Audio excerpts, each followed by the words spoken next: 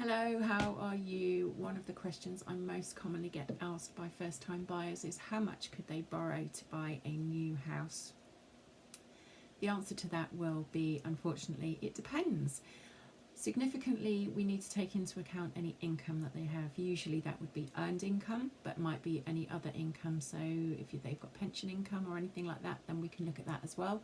But mostly, or most likely, it's going to be their earned income.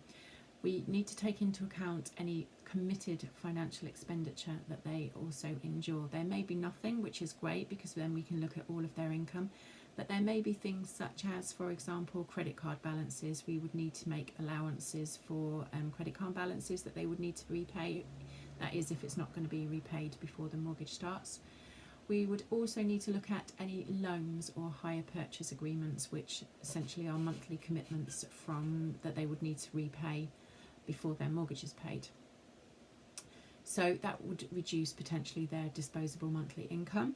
We also need to look at any other financial commitments, such as, for example, childcare. If they're working full-time and earning a good wage, then they might have some childcare costs that they need to take account of.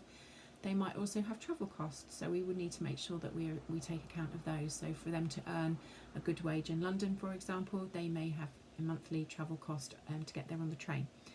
We would also need to take into account things about the property. So if we're looking at a flat, there's normally ground rent and or service charges associated with living in that property. So we would need to make sure that the lender is aware that that will be a financial commitment.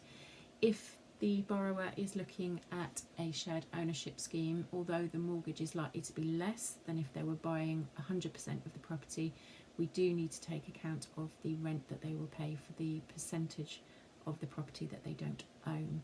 So all of these effectively go into the melting pot when it comes to looking at how much you can borrow. And of course we also need to look at how old the applicant is or are. We might be able to take only a 20-year mortgage term, but if they are quite young, then we could look at a longer mortgage term. So for example, we could go up to 35 or even 40 years, and then they are likely to borrow more than if we were looking at borrowing over a 20-year term. So as I say, all of these need to be taken into account. We need to do quite a significantly detailed fact find for us to find out all of this information about you. So if you needed any help with looking at your affordability, then I'd be very happy to help you. Also, don't forget that lenders will have different multiples of income that they will take into account. So we can look at the whole of market to make sure that we do get the maximum loan that you potentially could have, to make sure that you can achieve the home of your dreams. My name's Heidi. I'd be very happy to help you. Please don't hesitate to get in touch. Thank you. Bye.